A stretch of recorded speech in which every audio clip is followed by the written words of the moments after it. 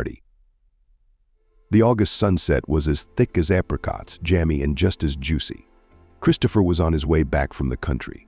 He did not bring any fruits and vegetables with him. They simply did not exist. The 40-year-old man did not grow anything. There was no time to work on the plot. He worked as a surgeon and was tired. There was not enough time for dacha chores. The doctor only occasionally came to the plot, inherited from his parents, to check that the house was intact and not looted, and to get some respite from the hustle and bustle of the city. In the past, when he was still married, his wife helped with the task. She grew tomatoes and cabbage, planted a couple of currant bushes and dahlias on the plot. But 2 years ago, Christopher divorced his wife, and he never met a new love. He had a son, Stephen, but the guy was only 18 years old, and because of his age, he was not interested in beds and seedlings. So it was impossible to count on helpers. But in their childhood, their country plot was considered to be exemplary in the village. The Roger family used to come there all summer long. Dad buried the beds, Mom sat down, planted and watered the plants, and the harvest was gathered together. The children, Christopher and his younger brother John, helped. Roger had a gazebo in the yard. In the summer evenings, they took the samovar out there. Mom baked pies, poured freshly brewed aromatic jam into the palas, and everyone was happy. But the years went by. First my father died, a stroke, and a couple of years later my mother died too. The heart could not bear to be separated from her beloved spouse. Christopher and John were left to their own devices. Christopher felt responsible for his younger brother, realizing that he was now the eldest in the family, and tried to protect him in everything. And John really needed an eye on him. If Christopher was always calm and reasonable, his younger brother was characterized by a fiery temper and easily succumbed to emotions. Christopher married early, but his choice was absolutely conscious. He started dating his classmate during his freshman year. She was also a sensible girl from a good family. Immediately after the institute, the young married and soon gave birth to a son, Stephen. They lived in marriage for 15 years. Special disputes and quarrels between them have never been. The wife, like Christopher, worked in the hospital as a therapist. The pay for doctors was not very good. And when after many years the woman received an offer to become a doctor of a local soccer club with good sponsors, she immediately agreed. Everything was good, the family income really increased, but over time Christopher noticed that his wife was distant from him. At first, he did not attach no importance to this, because he could not even allow the fact of treason on her part. He himself sacredly kept his beloved faithfulness. However, over time, colleagues helped to open his eyes and face the truth. His wife cheated on him with a soccer coach. Christopher did not want to take the dust out of the house, preferred to discuss everything with a woman one-on-one. The wife did not deny and admitted to the affair with the mentor of soccer players. At the same time, the woman said that the family is dearer to her and she is ready to give up the relationship on the side. Christopher forgave his wife and gave her a second chance, for the sake of himself, his son, and their long-standing union. At the same time, he did not even reproach the woman. Everyone has the right to make a mistake. The wife really left the coach and returned to the family. So they lived a couple more years, but Christopher saw how his beloved woman was suffering. He realized that with him she was unhappy. But during the relationship with the athlete's mentor, her eyes shone. It was painful for the man to look at it, and unpleasant to realize that their successful family, which many envied, is only a beautiful picture. In reality, each of them is deeply lonely and unhappy. Christopher had a frank conversation with his wife on this subject and voiced his thoughts to her. The woman cried, but admitted that her husband is absolutely right. She is unhappy with him and cannot do anything about it. "You'll be really happy with him?" Christopher asked sadly. "Yes," the wife answered quietly but confidently. "Then let's not deceive anyone. Stephen is an adult, he will understand everything. And I'll manage. Go to him and be happy," Christopher reasoned. The wife wiped her tears, hugged her husband and thanked him. The next day, the parents had a difficult, but an honest conversation with their son. He was discouraged, but accepted the news courageously, without accusing his parents of anything. They brought up a wise and sensitive boy. Soon the wife packed her things and moved to the coach. Stephen decided to stay with his father. He was more accustomed to it that way. Recently he entered the university, also medical. He followed in his mom and dad's footsteps. Sometimes he played basketball with the boys. And recently, he decided to volunteer to help search for missing people. Why would you do that? It's not easy both mentally and physically. Learn to take it easy and not waste energy, his father told him. Because you can't be indifferent. Somebody has to help someone else's misfortune, not just pass by, Stephen said. And Christopher had nothing to complain about. The man had no one to complain to. His wife was gone. He didn't want to burden his son. Christopher had no good friends. His brother died 10 years ago. It was his adventurism that killed him. John was always too small, although he was intellectually superior to his brother. In his day, he easily got into engineering, and he shone there. Teachers predicted a bright future for him in science, but for this, in addition to natural data, required diligence, what John lacked. In his 3rd year, the boy was expelled. He promised his older brother to recover, but never did. John started drinking. The death of his parents was especially hard on him. He earned a living by occasional hack work, only as a laborer, then as an electrician. His hands were golden. The man's personal life didn't work out. He had affairs with various girls of dubious repute, but all the relationships were short and not serious. However, shortly before his death, he met a girl with whom he truly fell in love. Christopher immediately realized this when he saw his brother next to the chosen one. John just glowed next to a small, thin girl with huge gray eyes and a nose. Camille was younger than her lover. She was an orphan and studied at the technical school for a painter. The girl, though, did not shine with intelligence and manners, was hardworking and decent. Christopher was finally at peace with his brother. But that's good, he told him. Good girl, that's Camille. Marry her, pull yourself together and build a normal family. You're not a boy anymore. John nodded contentedly. He really listened to his brother's advice, and a couple of months later he got married to the young woman he had chosen. Everyone was happy. However, the calm, joyful period did not last long. 3 months after the marriage, John foolishly got into a drunken brawl. Although drinking by that time became much less often, received incompatible with life injuries and died in hospital. Christopher's grief was unparalleled. Not only that he lost his parents, but now he did not have a younger brother and carelessly lazy, but so dear and unique. The young widow did not cry or wail, even at the funeral, but walked so pale that it was pitiful to look at her. The couple lived in an apartment inherited by John from his parents. Camille, can you continue to live there? I already have my own apartment anyway, Christopher told her. The girl only nodded silently and gratefully. But after a couple of weeks, she left the apartment in an unknown direction as if vaporized, packed up her modest belongings and left no note. So why look for her when she obviously doesn't want to, said the wife of Christopher, who was anxious to try and find Camille. Eventually, he realized that his wife was right and gave up, and so the last link with my brother was cut. For some reason today, on the way back from the cottage, Christopher stopped all the bitter events of his life. In his head, he found time to be sad too. He said to himself and turned up the volume of the radio. Though life is a complicated thing, but very interesting, and there are definitely more good things in it. At least this incredible sunset. The man pulled over to the side of the road to take a photo of the sky and send it to his son. And he saw that nearby along the highway there were women selling goods from their vegetable gardens. Some were offering corn, others apples and tomatoes. Christopher decided to go closer to them and buy farm goods to take home. As he was paying for the vegetables, he suddenly heard a complaining child's voice behind him, "Uncle, buy fresh from me, only from the apiary." Christopher jerked as if he was in a horror movie. Behind stood a fragile girl of about 10 years old, quite thin, faded, as if painted with gray paint. Even against the backdrop of such a bright sunset, she was holding a half-liter jar of honey. But her attention was attracted by the fact that she was wearing sunglasses despite the late hour. "Why are you wearing sunglasses, my daughter?" "It's already dark, isn't it?" one of the women with the corn asked her. "So blind, auntie?" "I can't see anything," replied the girl. And only now everyone noticed that she was holding her little daughter. The neuron burst. "Why the mint? Selling half a liter for $50. Take it, you won't regret it."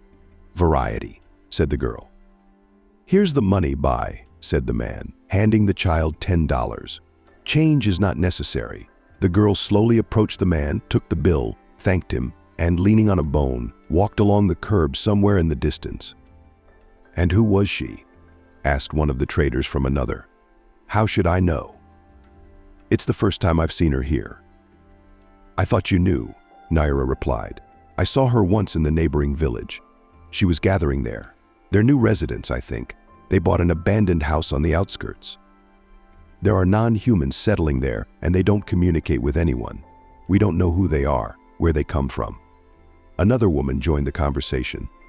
"Girl, what's your name?" shouted after the child tomato seller Emily. I, without turning around and without stopping, shouted back the girl and continued on her way. "Well, thank you, sweet women." "I'm off," said Christopher, a little confused, gathered all the purchases in a bag and went towards the car. This situation took him out of his rut. The picture with the blind girl seemed creepy to him. Why did I buy that honey from her? The man scolded himself, but immediately smoked himself for cowardice, superstition, and chased bad thoughts out of his head. Stephen was waiting for him at home. "I'm home," exhaled with relief, shouted loudly in the hallway Christopher. "Great. I've already cooked us pasta on flotsam," replied his son. "Great. I just on the way from the grandmother's bought us tomatoes, now outside," said the father, putting out of the bag of purchases. "I see that you also bought honey. You shouldn't have. I told you that my classmate Philip's father keeps an apiary, and he promised to treat us. So he didn't have to spend any money," Stephen said. But then his father told him the story of the purchase, and his son approved. "It's a pity about the girl. I hope she is not beaten in the family," summarized the boy. "Well, stop thinking about other people. Sit down to dinner," the father commanded and put the pasta on plates. The next day during the morning assembly, Stephen opened the jar of honey to add it to his tea and froze in place. "And the jar with the message?" he said in surprise, pointing to the Scotch tape note attached to the inside of the lid. "I never should have bought that honey after all." "I knew it," Christopher replied and commanded his son to throw out this jar and this note immediately. "Dad, let's at least read what it says," said Stephen, tearing the note off the lid. The note was scrawled in a child's scrawled handwriting. "My name is Emily. I'm not blind. I'm 11 years old. My stepfather makes me and my mom beg and pretend to be sick. We're poorly fed, and my mom beats us. We live in a shack by the river. Help." Stephen read it out loud and froze. Christopher did not know what to say either. Then he snatched the note from his son's hands and sent it to the trash can after the honey jar. "Why did you do that?" The son was indignant, pulling out the message. "It's evidence. The man asks for help. He's ignoring it. We should go to the police. So juvenile lifeguards. Let's pack up and run errands. You've got extra English. Already late as it is, I'll figure out what to do about it myself," instructed the offspring Christopher. Soon he himself went to work, putting the note in his pocket. Throughout the day the message kept him busy, and it was as if Pro was burning his pocket from the inside. He couldn't even concentrate on his surgeries. Those received from the surgeon were not as slick as usual. After hours of deliberation, he still decided that the note was a dangerous provocation that was best forgotten. This he announced to his son in the evening. "How so?" "Why are you so cordial?" "If you don't want to, I'll go to this village and sort it all out myself," said the angry son. "You don't even have a license, humanist. Where do you think you're going? And you'll never find this village. You've never been to the countryside with me. We don't know our way around. All right, so be it. I'll go there just for you. I'm sure it was just a prank and the girl was just kidding around. You'll see, it will be." The father hastened to reassure his son. Stephen smiled happily and proudly said, "I always knew I had the best father in the world." These words warmed Christopher's soul, and he went to bed with a calm heart. It was decided to go to the village on the weekend. As there was not enough work at the hospital, Stephen said that he would go with his father and did not want to hear any objections. In the end, Christopher gave in under his son's pressure, believing deep down that the whole story about the aggressive father was really just a childish fantasy. Finally, Saturday came. Stephen waited for it, as he had waited for New Year's Eve as a child. Father and son hit the road. "I didn't even expect it to be so close," Stephen said as they drove up to the village. "You have to go more often with your father. And not only when it comes to detective stories. Christopher scolded him affectionately. Okay, I'll keep that in mind. The village turned out to be a small village of just over 30 houses. It was not difficult to find Emily's family's house. It was really on the outskirts, near the river. And the truth was the hut was shriveled, not strong, and breeches. That even in such conditions people live? Stephen was surprised. Yes, son, even in such conditions. That's why you should never bully us and do not anger God. He has given you a lot, said his father. Stephen nodded silently and walked towards the house. Father followed him. The gate was unlocked. The men opened it and entered the yard. Everything there was not well maintained. Right under the windows grew weeds, flies were flying. In the distance they could see a few tomato and potato bushes and a crooked apple tree with very few fruits hanging on it. Suddenly a small, thin, but very angry dog jumped out of the box. She growled loudly from the vine at the strangers, but thanks to the fact that she was sitting on a chain, did not reach them and did not bite. Alas, the infestation quietly frightened her Christopher. At that moment the door to the house opened, and on the threshold appeared the same blind girl, only this time without glasses. That's why you could see her big, clear gray eyes, which carefully considered father and son. Hello, Emily. Christopher greeted her. Remember me? I bought a meter of road from you. Inside I found a letter about your stepfather hurting you and Mom. Tell me you made all this up, didn't you? Did you? Emily didn't answer anything, but nodded negatively, making it clear that it wasn't fiction. Does your stepfather really hurt you? Stephen asked. Emily nodded affirmatively. Where is your mom now? Asked Christopher. The girl gestured toward the house. She is here. Can you call her? We need to talk to her, asked Christopher. I can't. The girl answered quietly. She can't go out. You'd better go inside while the stepfather is away. The son and the father looked at each other. Stephen was the first to cross the threshold. Christopher followed him. The house was untidy. Things were in piles. The floors were dirty. There were many empty bottles on the floor. I told you it wasn't a hoax. The son whispered to his father and immediately put his hand to his mouth in horror, looking in the corner of the room. Christopher shifted his gaze there and saw a young woman chained to a radiator. She was lying senseless behind a salted robe. Nearby stood a glass of water and a bowl of potatoes. Her face was hidden behind her hair. Was she dead? Stephen asked fearfully. Let's check, Christopher replied and walked towards the woman with a determined step. He checked her pulse. Was it present? No, she is alive, just clearly exhausted and powerless, replied the father. The woman stirred. The hair fell from her face. Christopher caught a glimpse of the stranger's face and was dumbfounded. It was Camille, the wife of his brother John, haggard, aged, but it was her. There could be no doubt the same nose and nose, the same huge gray eyes, the same beautiful, only very, very sad. Christopher, is that you? Am I dreaming? In a quiet and impotent voice she asked. No, Camille, are you awake? It's really me, the man replied. What are you doing here? The woman asked.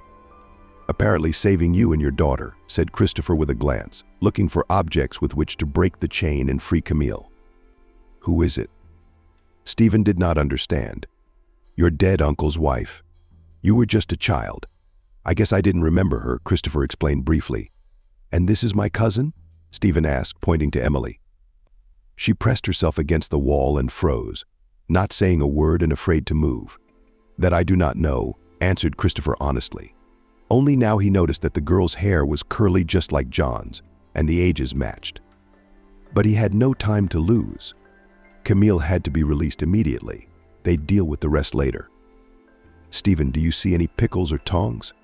We need to break the chain, said Christopher. No, Dad, there's nothing like that. Looking around confusedly, Stephen replied. Then it will be here. I'll run into the cars and fetch it, commanded the father and went into the yard. Outside, he suddenly came across the owner of the house, a dirty, drunken man, the size of a bear. Who the hell is this? He declared and slammed down a bottle of vodka. Calm down. We have come to free your wife and daughter, said Christopher. The girl's opinion. You can have her daughter now, but I won't give her Camille. I love her. The bear declared and jumped with gusto. Dad, who's there? Stephen jumped out. Son, don't go out. His father warned him. How many of you are there? Get out. Now all the brains will be blown out, all the guts will be turned. Menacingly threatened the man and headed towards Stephen. Christopher blocked his way and shouted to his son, quickly get out of there and get in the car. Dad, but we can't leave them here, Stephen shouted, pointing to the side of the room where Camille and Emily were. We'll come back for them, but for now we have to leave, Christopher said firmly. His son listened to him and nimbly skipped past the bear. Christopher followed him. The bear growled and staggered into the house. In the automobile, the men caught their breath. Christopher drove away from the ill-fated house. We have to go back and rescue them. Stephen categorically declared Stephen's son. We must remain reasonable. Did you see that one? He'll turn our heads. And he didn't flinch. And also his wife and daughter, the father reassured his son. She's not his daughter, he said himself. So it's still our relative, Uncle John's daughter. So insisted Stephen. It turns out that's what Christopher answered honestly. Then we'll just have to get them out. If Emily is my cousin, I'd cut anyone's throat for her. The student was getting very excited. Ho, ho, ho. To moderate his ardor, hero besieged his father. We'll save everyone, but we'll be smart about it. We must go to the police to write a report. It's the 21st century and people are being held in slavery. It shouldn't be like this. We'll fix it now. Stephen was satisfied with this answer. And the men went to the district center, where the nearest branch of the Ministry of Internal Affairs was located. At the entrance, they were met by an unfriendly sergeant. Christopher explained to him the purpose of the visit. He rolled his eyes and condescendingly issued, "Okay, take the form, write your statement." Christopher immediately did not like his tone. There was nothing to do. The application was written. "You will help, right?" "Yes," with hope in his voice asked the naive Stephen. The sergeant mumbled indifferently and resumed his sandwich. "When will we know the results of the inspection?" Christopher asked. "You will be contacted," the policeman replied chewily. The son and his father left the station. Both of them felt uneasy. It seemed they had done everything right. But there is no certainty that everything will end well, asked Stephen. "Yes, son, it does," Christopher replied sadly. "We have to wait. Do what must be done and be what will be," echoed the son. "All right, let's go home. I still have to stop by the hardware store. And you have basketball practice tonight." "So we're over the moon," summarized Christopher, starting the engine. The relatives drove into town. Without collusion, both of them decided to let the situation go, at least for a while, and return to their usual chores and worries. Each hoped that the police really called the two captives, and after that they would not leave them in trouble. They would help them as much as they could. Christopher drove his son to the gym and went to the construction store. He felt anxious, but light at the same time. If Emily really is his niece, it means that the string with his brother isn't completely broken. There is still someone who will connect them. And this fragile little girl who so desperately needed help and protection. Having bought everything he needed, the man went home. He had already prepared a simple dinner, but Stephen did not return. Christopher got worried and dialed his son. "Hello, where are you? Practice ran late." "Not quite confused," the boy replied, laying out what's up. Starting to get nervous, Christopher said. "You see, I got overexcited today, so I was unfocused and confused." "As a result of the leg injury," answered Stephen. "What kind of injury?" Sprain, clarified the worried father. "Not exactly," the son mumbled. "A fracture. Where are you now?" Without wasting time and energy on swearing, Christopher asked. "At the trauma center near the gym," the son replied. "I'm on my way out," declared the father, throwing the meter on his shoulders. It was getting cold outside, just what we needed. "Son, how's that?" softly reprimanded Stephen Christopher on the way home. "School's about to start, and you have to stay home." "Yeah, school's not a big deal. I'm worried I won't be able to join in the rescue of Camille and Emily. Now, I'm a temporarily cell phone-less member of society, and that's such a bummer," Stephen lamented. "You've got something to worry about. We filed a report with the police, so they'll take care of it. Don't even doubt it." The father hastened to reassure his son. "That's exactly what I doubt," the boy replied sadly. Christopher remained silent, although he really shared the boy's concerns. But there was no choice. We just had to wait. Stephen got a cast on his leg and stayed at home. Christopher continued to go to work and perform surgeries. A week went by like that.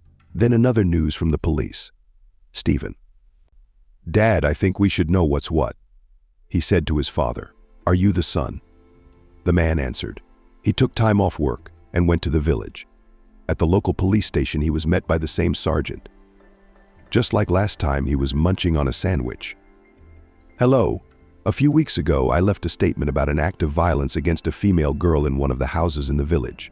Has an inspection been carried out, and can I familiarize myself with its results?" Intelligently inquired Christopher. "I am holding it now and I am familiarized with it," replied the policeman. Without hurrying his sandwich, Christopher waited patiently in the corridor until the sergeant. The lids did not start. "So, citizen, look, check. We did everything properly. We got to this little house, and everything was just as it should be. Just a normal family, man, women and children." "No cause for panic," said the policeman. "What do you mean, no reason to panic?" "Because the woman was on a chain." Christopher was outraged. "There was no chain. It was sitting in the house, sewing something there," answered the sergeant. "So he sensed something wrong, thought to connect the chain so that no one would suspect anything.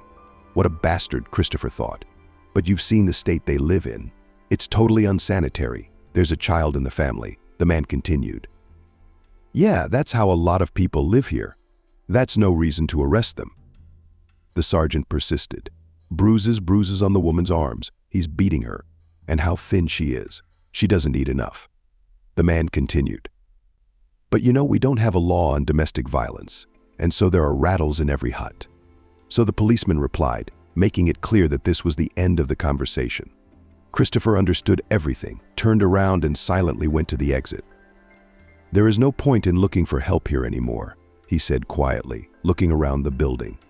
Just in case, the man decided to drive to the unfortunate house to make sure that Camille and Emily were at least alive, and to let them know that he was sure to call them.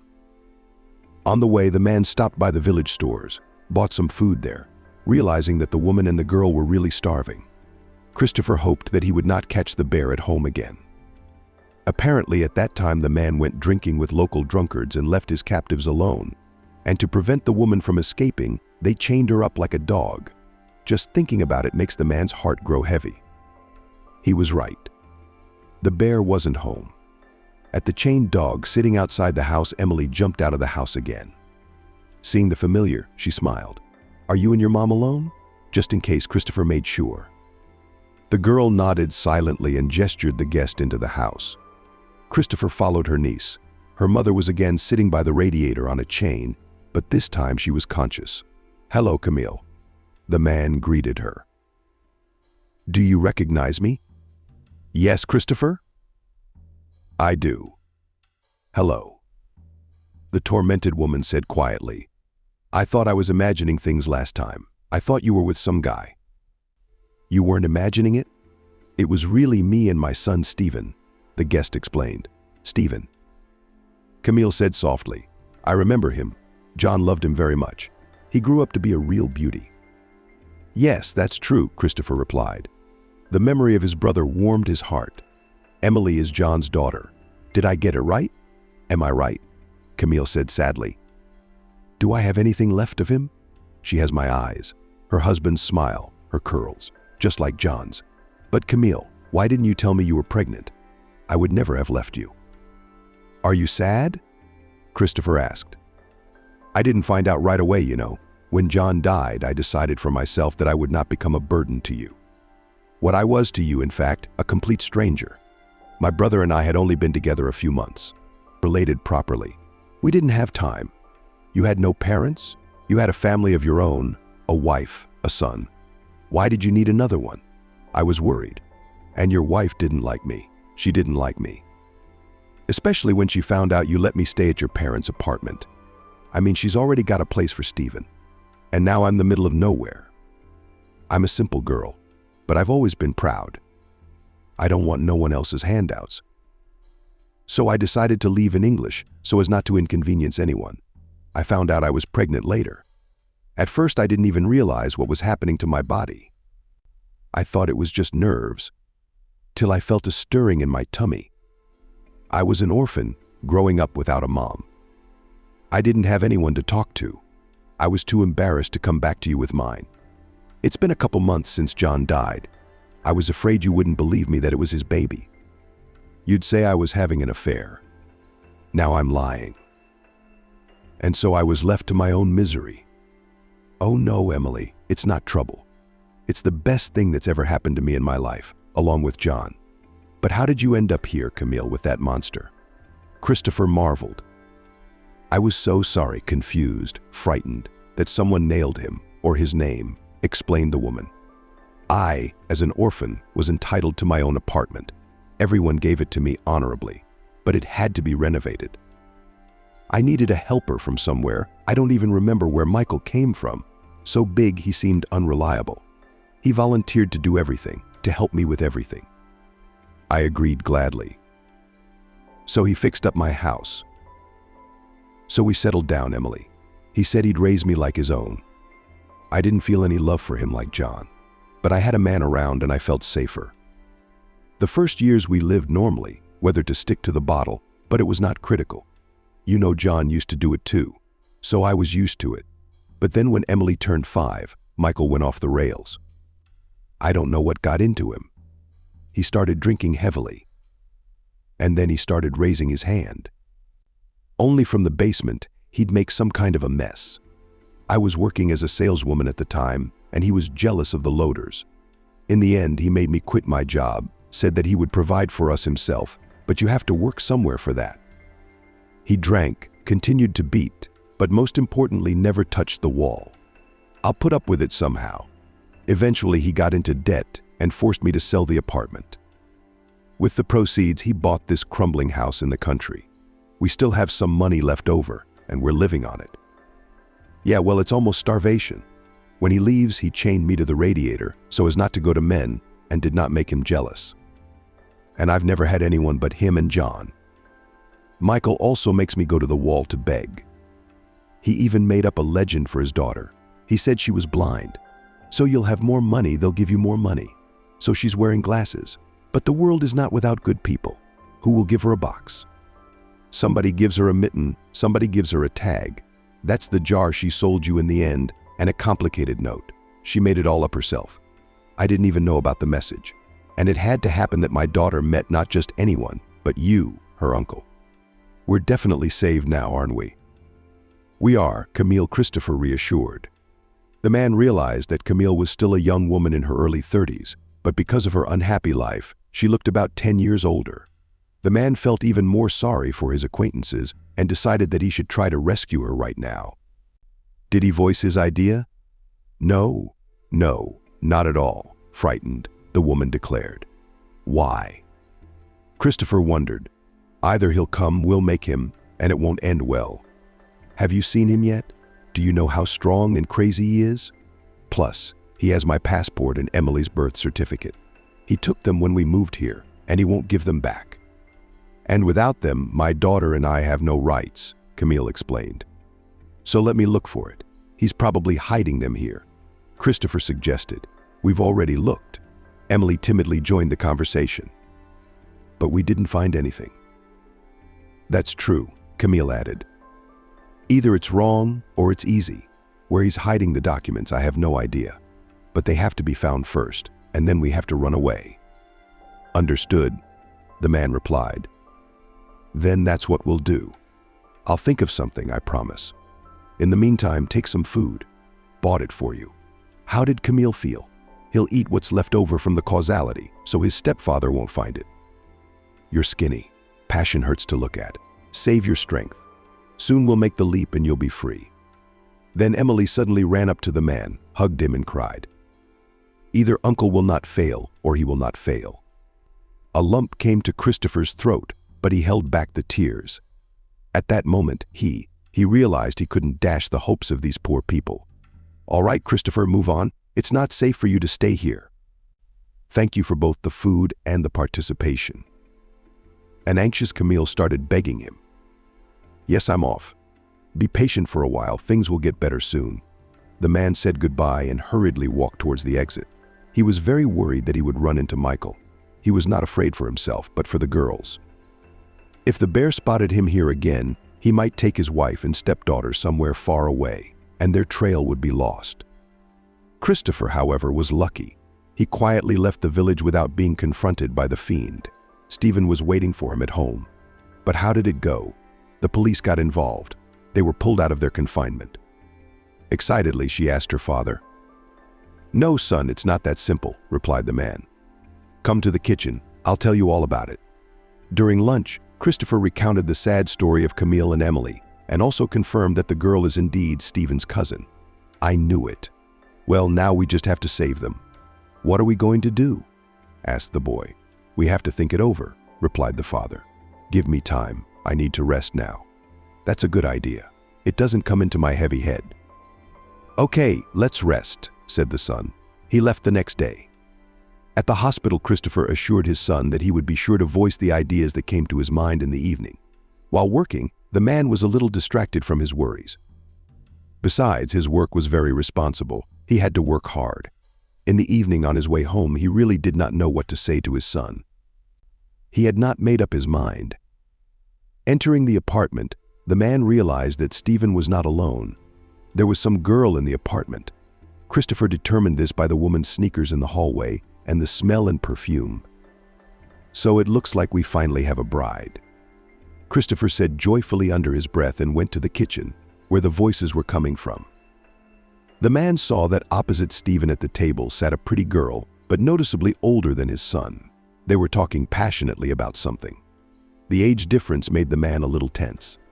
"Dad, hi, you're finally here." The son rejoiced at his father. "Let's get acquainted. This is Evelyn. She's my supervisor in the search party where I volunteer. Remember I told you about her?" "I remember." "Yeah," Christopher lied to the guest's face. "Remind me, son.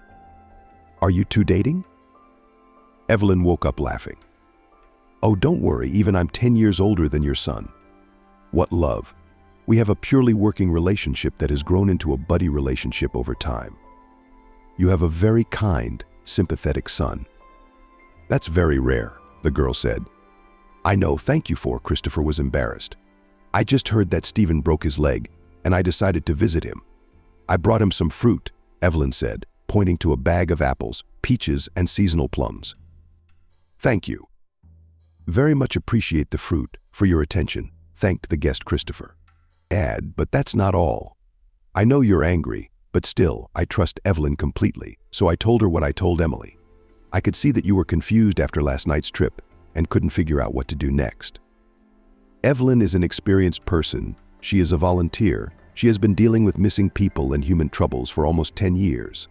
In general, the person is experienced and can help us, at least with advice. I gave it to you straight, Stephen. What can I tell you, son? Were you right? I'm angry. This isn't the kind of thing where we need to let outsiders in on our problems, but it's too late to say anything now. What's the bottom line? What do you think, Evelyn?" Christopher asked. The girl was not the least bit confused. She left the cup of tea. Only now the man noticed that Evelyn was very attractive. She had gorgeous green eyes, plump lips, and natural and shiny. Her blonde hair was arranged in a tight ponytail. Christopher was even a little embarrassed after the divorce. He did not look at other women, completely immersed in work and caring for his son. And here the heart pleasantly for 3 praise in the chest is still alive, knows how to beat. The man noted joyfully to himself.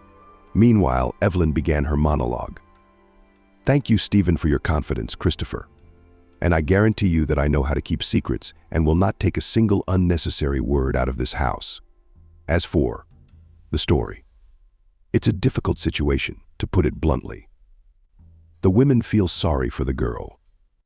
And it's a pity that law enforcement didn't get involved in solving the problem. Well, we'll take care of it ourselves. I'm with you. Evelyn, you don't have to join us. I know how busy you are with work, volunteering. It's enough if you just share your thoughts and give your father and I some advice. We'll take it from here, Stephen said. Thanks, man, but I can't stay away. Besides, you're obviously not going to be able to connect anytime soon due to your health. Evelyn replied and looked at her friend's leg. Is that right? Stephen smiled.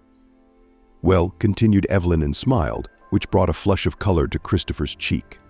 But let's get back to the point. If Camille told you that she didn't find her and her daughter's documents in the house, it doesn't mean that the documents aren't really there. The woman's exhausted. Her mind may be confused. The girl is just a child. So I suggest we go there again when the bear is gone and look for the passport and birth certificate ourselves. Maybe we'll get lucky. What do you think? I think it's a sensible idea, Stephen replied. I think you're right. Let's do it. You're free. You can come with me on Saturday, if you haven't changed your mind, of course, said Christopher. Of course I haven't changed my mind. Saturday's free. Let's make it that day, Evelyn said seriously. Stephen has my number. Call me before you go and we'll discuss the details. Remember, I won't let you down. Well, now I gotta go. Nice meeting you. Bye. Evelyn quickly got up from her chair and jumped out of the apartment like a bird. Goodbye and thank you. Christopher barely had time to shout in her wake before he closed the door behind his guest. Did you like it? With a smile asked the father's son. Who? Evelyn. What makes you say that? Clearly embarrassed, asked the father. It's written all over your face. You can be read like an open book. The son continued to say with a smile. What are you saying? Resisted the father. What's the big deal? Evelyn is really cool, beautiful, smart, strong-willed, kind. She's the right age for you. Younger, but not critical. Not my age. And most importantly, single. So you look around, said the guy. Stephen, don't be ridiculous. You've been taking too much on yourself lately. Go to bed late already, said the man to the offspring. Okay, Dad, don't be mad. I went to my room. Good night, the boy said and went to the bedroom. Christopher stayed in the kitchen alone. He ate his dinner and stayed to sit and think. There were many things to ponder. Had he done the right thing in getting involved in the captive bear story? Shouldn't he have pressed the enforcers and demanded that the woman and the girl be rescued by them? It was okay to involve outsiders in this story, wasn't it? Evelyn could be trusted. Was it too great a risk to invite her into the house with her so many questions, so few answers? But added to such doubts were more thoughts of a personal nature. Was it too late for him to begin his personal chapter anew? Could she still love him? Could another woman love him? He was still young, only 40 years old, half his life still ahead of him. It was foolish to consider divorce the end of the world and put an end to family happiness. He can even still become a father, and Stephen will have a brother or sister. Stop. But this is too much. Christopher besought himself and went to bed. The morning is in the morning. Everything will be decided tomorrow. At night the man did not sleep for a long time. Sleep came only towards morning. He dreamed that he was walking in the meadow with Evelyn and picking daisies for her. She laughs merrily and gratefully accepts the bouquets. Then she kisses her traveling companion. Dad, are you late for work? He heard over the spirit and woke up. Standing by the bed was Stephen. You've never overslept before. What's gotten into you? He woke up with a smile on his face, his son said. Christopher looked at the clock. It was only half an hour before the workday started. Thanks, son, for waking me up. I have to go. That's it, the man shouted cheerfully and jumped out of bed. I'll make some sandwiches. Had breakfast at least, said Stephen, once son in the hospital in the vending machine. I'll buy myself a chocolate bar, shouted the father, already drenched. You're a doctor, you know that this way you'll hurt your stomach, said the son in the wake of the already fleeing father. Oh, you're in love like a boy, I can see that. Grown-ups are worse than children, honestly. And that was the truth. Christopher really had fallen for Evelyn, even though he'd only seen her once. It was Thursday on the calendar, and he was already looking forward to Saturday.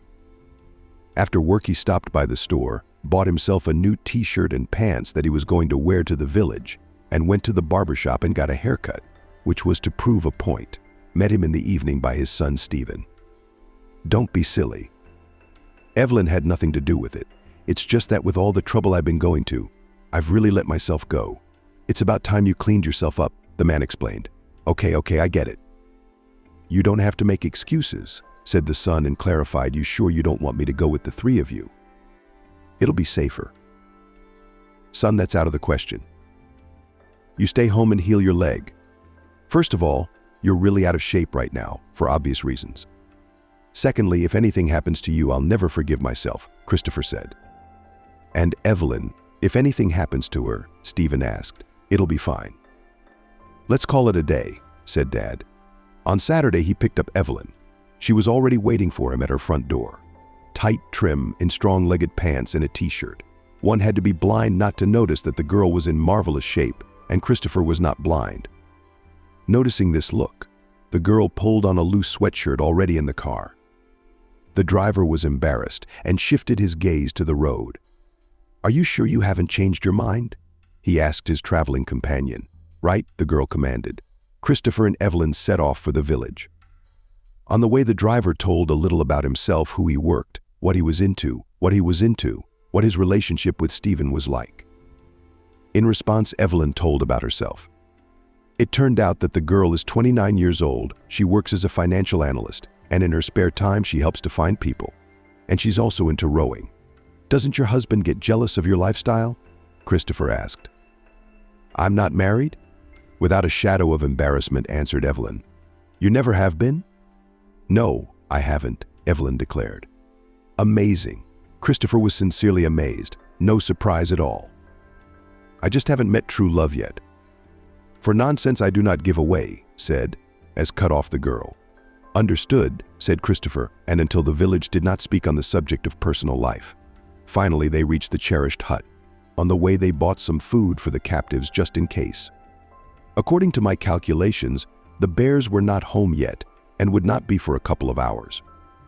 I put the cars in the bushes near the river so that he would not notice it. We'll move quickly and cohesively. You search the kitchen and the room. Be ready to flee if necessary.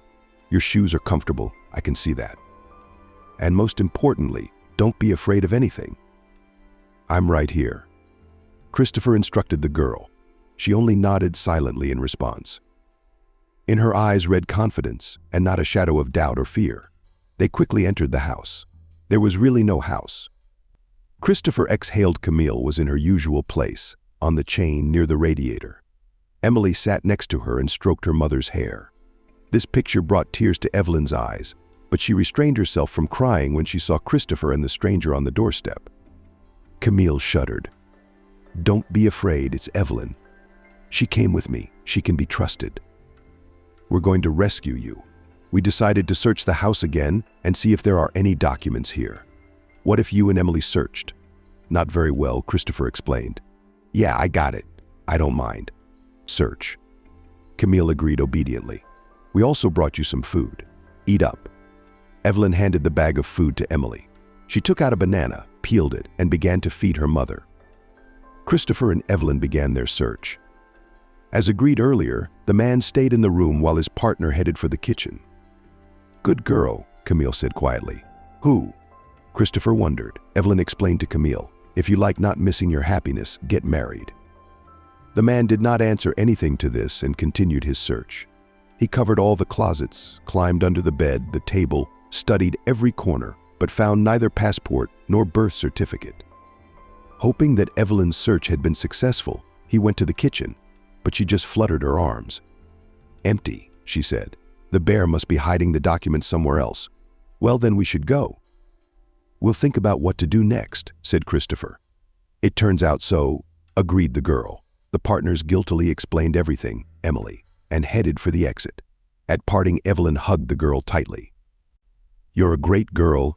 Continue to support Mom, but don't let yourself get hurt either. And don't even doubt that everything's going to be okay. You believe me, don't you?" she asked Emily. "I do," the girl answered and opened her eyes wide. "That's a good girl." "Now run to Mommy," Evelyn told her and went to the car, where Christopher was waiting for her. "My heart breaks at the sight of these poor things," she said to the man, no longer holding back tears. "I agree. But we have to do something about it." "Do you have any ideas?" Christopher asked. "We have to think where the bear might be hiding the documents." Camille said his name. "Yes, great. I'll use my channels to track him down and get a dossier. Who is he? Is he registered to any property? Where does he go? Who does he hang out with? Give me a couple days. I'll see you again in the middle of next week, and we'll talk about it. I suggest we only talk about this in person. This is not a phone conversation." "Okay, it's a deal," Christopher agreed. Further on the way home, The man and the girl did not talk about the prisoner. It was too difficult to discuss it. To diffuse the situation, the surgeon told some funny stories from his studies at the medical university and tried in every way to distract his companion. She laughed heartily. The atmosphere was resolved. You know, Christopher, when I was a kid, I wanted to be a doctor too. I wanted to help save people. But the thing is, I was always terrified of blood. By high school, I realized I couldn't overcome that phobia, so I had to choose a different profession. And I decided to follow in my parents' footsteps. They're both economists. I went to college and became a financier.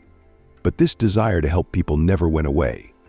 In social networks, I accidentally came across an ad for search volunteers and signed up. I thought, go with the guys for a couple of months. But no, I've been working in the squad for almost 10 years now. Grew from an ordinary, inexperienced volunteer to the coordinator of the squad. Now I'm leaving the newbies behind. We've got a lot of good guys coming in. Like Stephen, you have a wonderful son, Evelyn said with a smile. I know, said Christopher with a smile. Do you too? What? I don't get it either, Evelyn. You're wonderful too, the man replied, embarrassed. Thank you. The girl blushed and asked to be dropped off a little earlier, allegedly because she had to run to the store. See you Wednesday, she said to Christopher and closed the door behind her. Until Wednesday, the man replied dreamily and drove home. In the apartment was waiting for him an interrogation from his son. How did it go? The teenager asked. We didn't find anything. We'll keep looking, the father said. How did it go with Evelyn? The son persisted. Good, Christopher replied succinctly. You know, you two would have made a wonderful couple. Honestly, such a stepmother I would not refuse, said Stephen, and giggling that it is not a check. Go better peel potatoes. Dad is very hungry, said Christopher. Don't worry, Dad, dinner's ready. I'll get the chicken and cut up the vegetable salad. You have a very independent, caring son, so your chosen one will be lucky. He winked at his father and went into the kitchen. Christopher did not reply anything to his son. To pretend that he didn't care about Evelyn was foolish. His sympathy for the girl had become too obvious, and he even liked it. It was a pleasant, long-forgotten feeling that gave him new strength. And that meant that there would be a way out of the prince situation. Evelyn called Christopher on Wednesday, as promised. She happily informed me that her friends had helped her compile a detailed dossier on the bear, where it would be more convenient for us to meet and discuss it. He took it away again? The girl asked. I'm afraid that's not the best option. Stephen will not give us any rest and will definitely come to us with his advice. And that would interfere with business and distract him. Despite the fracture, he's back to studying remotely. Let him focus on his classes. Okay, he's already missed a lot. The man's got it all laid out. So what's the best way for us to be? Evelyn was confused. Perhaps we could meet at a cafe or a park, Christopher suggested. Not the best option. Even the wall has ears, and we don't need unnecessary problems, the girl replied reasonably. We can, of course, see each other. At my work, we'll talk in the residency, when colleagues will separate. However, in this case too, there is a risk of being heard, the man reasoned aloud. You know what? Evelyn interrupted him. Come to my place, we'll discuss everything in a quiet atmosphere in my apartment. Well, if you suggest it, let's do it. You will definitely be so convenient. Just in case, Christopher clarified, trying to disguise his joy. Quite, Evelyn replied. So I expect you at 8 o'clock today. Christopher hung up the phone and rubbed his hands together in anticipation. The man immediately called his son and said that after work he would meet with a childhood friend, so he would be late. Is this friend's name Evelyn by any chance? Stephen woke up laughing into the phone. Aren't you ashamed of yourself? Dad lied brazenly. He said goodbye and ended the conversation. The man decided to buy something at the meeting with the girl, but he did not know what to give preference to. He wanted to buy flowers, but their relationship had not yet moved from work to personal. And a bouquet would look a little strange. Then Christopher thought about a cake, but in the end he gave up. It wasn't his birthday, really. In the end, a neutral margarita pizza was purchased. Christopher held a large box in one hand and rang Evelyn's doorbell with the other. Hello. The hostess greeted the guest. Oh, you with the pizza. And I ordered 2, but 4 cheeses. That's good, replied the man. You can never have too much pizza. Evelyn smiled back and escorted the guest into the room. It was clean, neat, but rather ascetic. The man himself, in turn constantly British, was at home some things and trinkets, so there wasn't a lot of free space. I just do not like to accumulate junk, sticking to principles and minimalism, as if reading Christopher's thoughts, said Evelyn. Of course, that's your own business, Christopher replied. The companions opened the box with the first pizza and started discussing. The girl really learned a lot about the bear. It turned out that he was born into a drinking family. His mother and father were deprived of parental rights, and he grew up in an orphanage. Then he entered a vocational school, but dropped out and had small part-time jobs. Even in his youth, he became addicted to alcohol and soon to drugs. At the age of 18, he went to prison for distributing illegal substances, spent several years in captivity, and then was released. However, his lifestyle did not change. He continued to drink and dabble in drugs. His younger brother Benjamin, a similarly marginalized young man who grew up in the same orphanage, kept him company. However, he was luckier to stay out of jail for 10 years. Or he met Camille by chance. He did promise to renovate her apartment, but he quickly snapped and went on a bender. Then another one, and so on. However, the kind, naive girl, who was very new to Davila, had already managed to get sympathy for this ice guy and get used to him. In addition, she believed that Michael, like John, will eventually get on the path of correction and will fight his addiction. And in such a period of life, when she was carrying a child under her heart, she needed a man's shoulder nearby. However, she was never able to lean on that shoulder. He continued to drink and use drugs. Camille had already given birth to Emily, and she was afraid to leave with the baby in her arms. Besides, the bear threatened that he would never let her do it. Every year the situation worsened. If before, whether at least somewhere to work part-time, then over time he refused, and from this had to sell the apartment Camille. So the woman deprived herself and her daughter of their home, which could have become a real fortress for them. Then came the story about buying a house in the village. But Evelyn did not go into the details of this story, as they were already well known to her. Christopher listened to Evelyn and did not realize how he had switched to you. But if he is an orphan, if he is entitled to his own apartment, like Camille, why doesn't he live in it or sell it? You're right, Evelyn replied, also switching to you with ease. The apartment was indeed an apartment, but it was easy to guess that the bear had drunk it. And even before he met Camille. I see, disappointed, Christopher replied. It's a shame, because I thought that's where the documents would have been kept. Wait, sad, Evelyn declared. Don't forget that Evelyn has a sibling named Benjamin. And there's his. Just right. I don't know for how long, though. So we have to rush over there and look for Camille's passport and Emily's birth certificate. Christopher shouted excitedly. I think so too, Evelyn replied. But we're not going to do it at night. Is the lodging in another part of town? We have to get there. I say we do it this weekend, and in the meantime, get some rest. So this whole thing is taking up a lot of time and energy. I agree, said Christopher. I'm sorry I dragged you into this. I'm sorry for using the first name without asking. You've had enough. I'm interested in doing this. Besides, Camille and Emily have to be rescued. And who's going to do it if not us?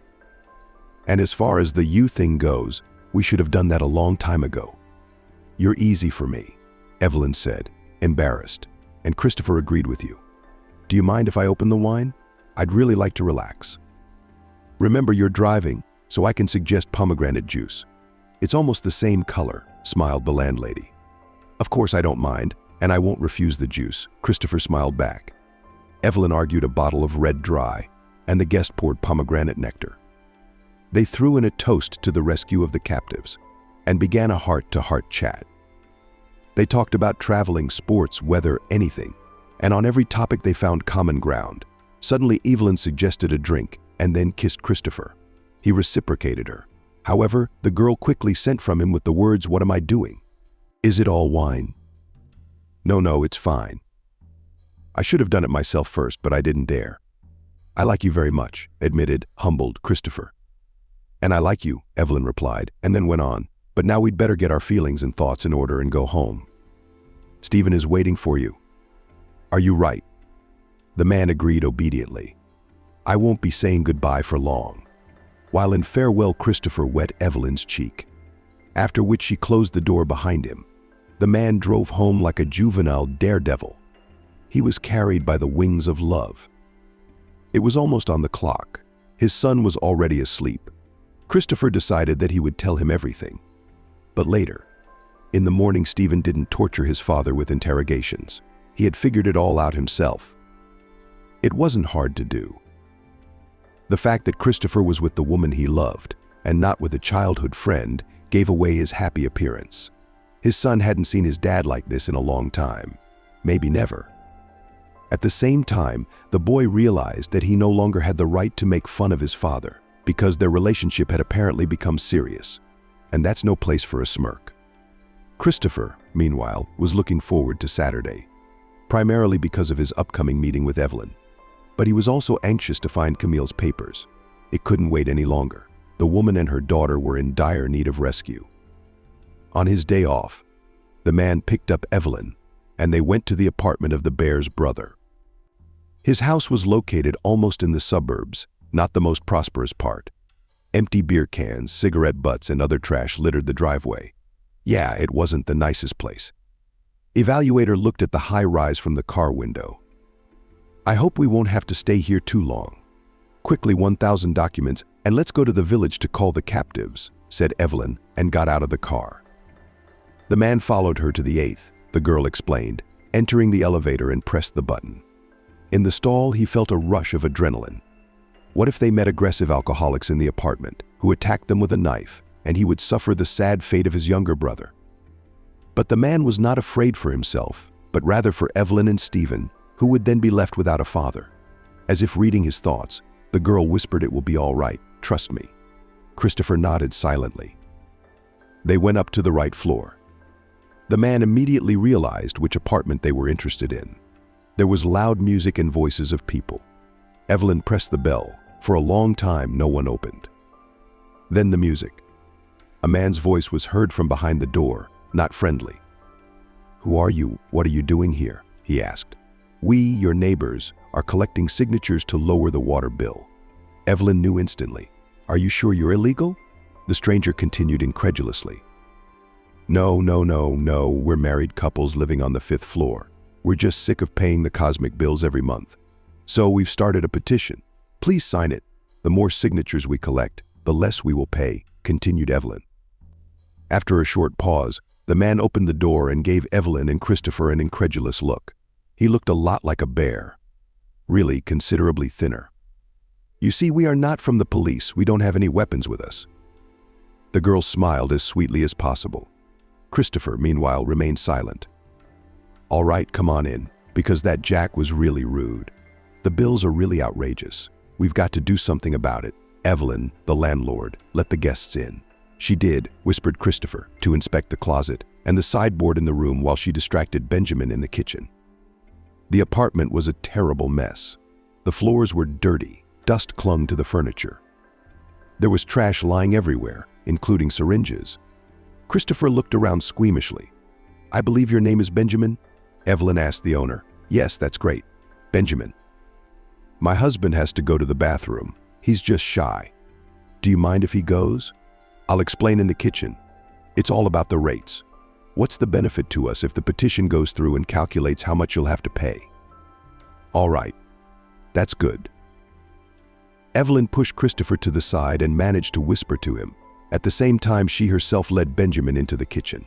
He was obviously drunk, so he did not understand what was going on, and easily succumbed to the charms of the stranger. Christopher ran into the room. On the floor slept some marginal-looking guy, apparently a drug addict. At first, the man was afraid that it would start, and chased him away, but soon realized that he was in a blackout and he would not be awakened even by the guard regiment. Christopher frantically began fumbling through the clothes closet. There was no need to be careful, because there were no clothes on the shelves. But all efforts were in vain. Passport and birth certificate were not there. Then the man began to explore the sergeant's office, but even there was empty. Christopher was about to feel like a sleeping guy. He reached up and gave a half-sleepy, goofy meltdown. When he finally fixed it, he got up and moved to the couch, where he instantly wheezed. And then it dawned on Christopher the site of the subfloor, the perfect hiding place. Christopher approached the area where recently slept drug addict, lifted his happiness, saw there a package with the cherished documents. He grabbed it and checked to see if they belonged to the ones they were interested in. Yes, it was a victory. The package contained Camille's passport and Emily's birth certificate. Christopher wiped the sweat that protruded on his forehead, smiled, hid the package under his t-shirt, and went into the kitchen. "Honey, I think we should go. We have to go to the other neighbors, too." "They've been waiting for us for a while," he said to Evelyn and lifted her by the arm. "But we can't go to them empty-handed, sweetheart," she asked him veiledly. "Don't worry, we won't go empty-handed," Christopher rejoiced. "Really, I am very glad." "Well, Benjamin, we really must go. I hope you understand. We'll be sure to let you know the results of the petition." Evelyn said a hasty goodbye to her landlord. "Already what? But let's get into it. Come by if you need anything. Did I treat you to a beer or something stronger, if you know what I mean?" Benjamin smiled slyly. "We'll be sure to stop by," Evelyn replied, and together with Christopher left the apartment. In the elevator, the girl collapsed into Christopher's arms. "I was so worried about people like that." "You can expect anything." "It was extremely unpleasant to be with him," she told the man. "But did I understand correctly that you found the documents and everything was not in vain?" "That's correct. I have the documents. You are a great clever girl. How cleverly you played it," replied satisfied Christopher and kissed his beloved. "Well, that's all for later." Evelyn interrupted him. "We have no time to waste. Let's go to the village to call the captives." Outside, they got into the car. Christopher was ready to move, but his traveling companion stopped him. "Look who is coming," she said, pointing at the bear walking towards the house. "He must be the one who is running this proton. Benjamin is out of his mind, are you right?" Christopher replied, "But we really can't delay. As long as the girls are alone out there, we should go to the house and call them." On the way, Evelyn told us about the federal program, where death is being sold. You could call the hotline number and give an address, a place where drugs were being sold. The girl suggested reporting Benjamin's apartment. "Are you sure the law enforcers will work this time?" Christopher asked incredulously. Evelyn said with absolute confidence, "This program is their priority. We have encountered similar obstacles while volunteering. We reported them to the program, and they were instantly eliminated." "What happened to the people who organized them?" Christopher asked. "They were punished according to the law," answered Evelyn. "I hope that will be the case this time. People like that shouldn't go unpunished." "You say that when you see a guy in a room with no feelings. But it shouldn't be like that, right?" That's what Christopher said, remembering that kid. "I mean, he looks the same age as Stephen, maybe even younger. You see, imagine if Stephen got into such a company?" asked the girl. "I don't even want to imagine such a thing. All, I inform you, in front of Tanya," decisively commanded Christopher. Evelyn dialed the hotline and told about the unfortunate apartment. She was assured that they would definitely go to the place and check it out. Meanwhile, the traveling companions had just reached the village. "Do not forget the strip merchants," reminded, getting out of the car, Evelyn. "Already got it," replied Christopher. Emily, Evelyn's aunt, and Christopher's uncle ran out towards them, overjoyed. "I'm so glad to see you. You've brought food," threw herself into the volunteer's arms. "No, sweetie, we're out of food this time. But hopefully you'll be eating normally in a normal place soon. Today we will finally be rescuing you," Evelyn cheerfully called back. Emily clapped her hands and ran into the house to please her mother. Camille was in her usual place on the chain by the radiator. She didn't look so haggard anymore. The food stashes had helped her gain some strength, after all. Yet it was still painful to look at her. Christopher quickly approached the woman. "Camille, bear with me for a moment. We called you in today," he said, and started wielding the cucumbers flat. The woman didn't answer him anything. She silently continued to sit where she was. Evelyn ordered Emily to gather their things. "We don't have much, just some clothes," the girl answered confusedly. "And a ring, my daughter, a wedding ring. From John left. I put it in vases. I keep Cervantes. Bring it here." With tears in her voice, asked Camille. Emily complied with her mother's request and brought her the ring. At that moment, Christopher finally undid the chain. The woman was free. She freed her hand and put the ring on her ring finger and cried. Did it really happen? I can't believe my luck. I thought I'd be like a dog for the rest of my life, sitting on this chain and rotting in this hut. But I'm fine. I've accepted my fate. Here, Emily, I was afraid he would put her with me, explained the freed prisoner. It's all right. It's all right now. Don't worry, you and your daughter are free now, and no one will put you on chains anymore, said Evelyn, approaching Camille. Now let's get out of here, never to return again. The volunteers together with Emily helped Camille to the car. Christopher took some bags with the modest belongings of the mother and daughter. After that, they left the village. Camille cried all the way, thinking she would need a psychologist, said quietly Evelyn, Christopher sitting in the front passenger seat. Don't worry, we have one in the squad. He will talk to both Camille and Emily, the girl reassured him. Christopher smiled at her and thanked her with a look. But where are we going now? The girl asked Christopher. I think Stephen and I have nowhere else to go, replied the man. I'm not sure that's a good option. Camille has been through so much with men, she is clearly afraid of them. Even you're still a little wary of them. And there's Stephen in the apartment. And it's going to be painful for your son to watch. If they're going to move in with me, I'll have something to do later, Evelyn said. You're my angel, Christopher replied. Evelyn just shrugged and smiled. You can consider it my job. Christopher dropped the girls off at Evelyn's house and helped them drop off their things. Don't worry, I have a 2-bedroom. My refrigerator is full. I have plenty of food. No one will go hungry.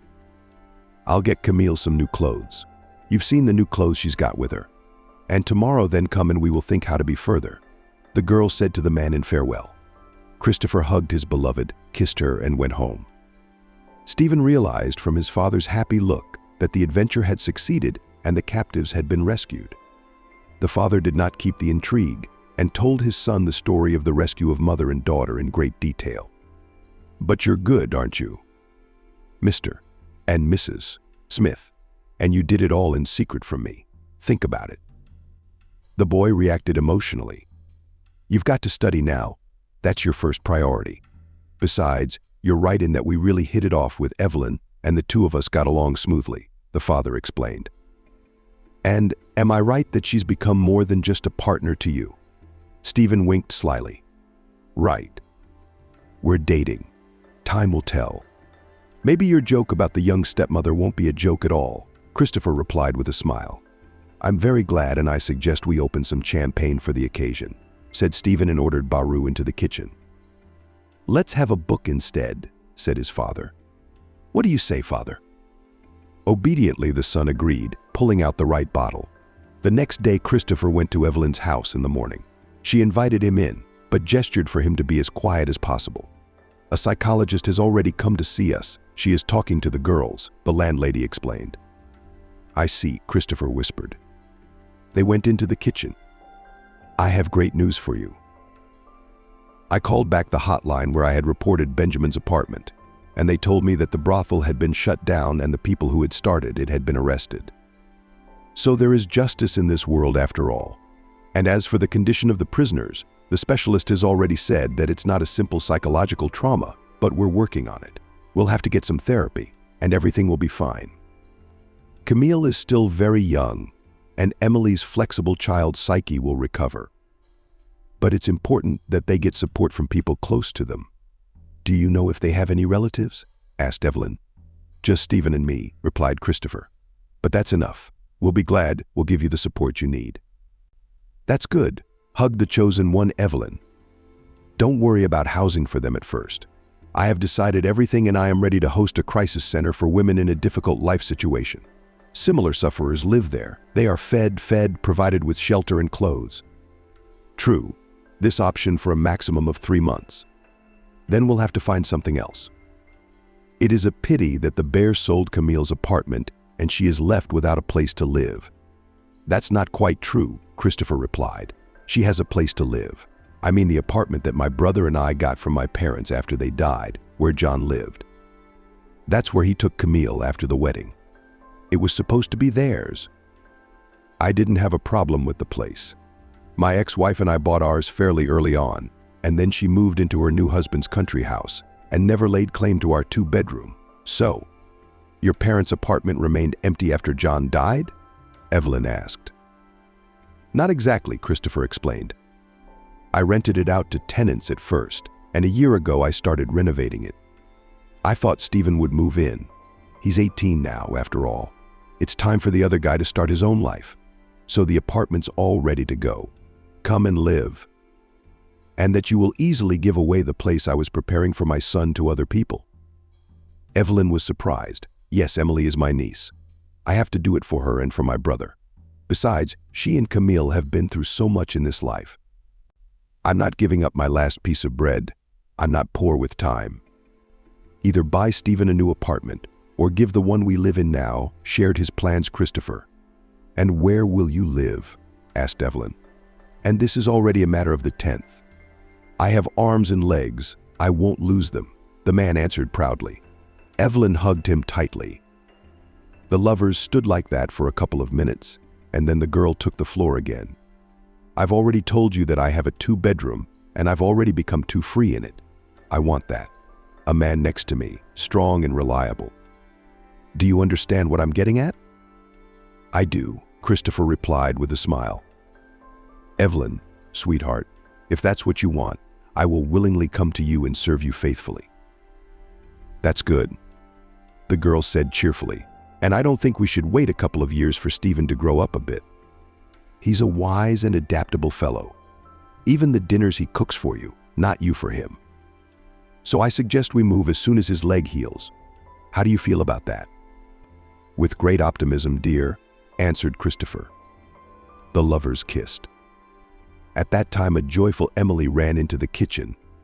Bitter, at the expense of talent. I wish I had that too. When I grow up, there will definitely be my good one, replied an embarrassed Evelyn. We'll all be good now. Volunteers' words.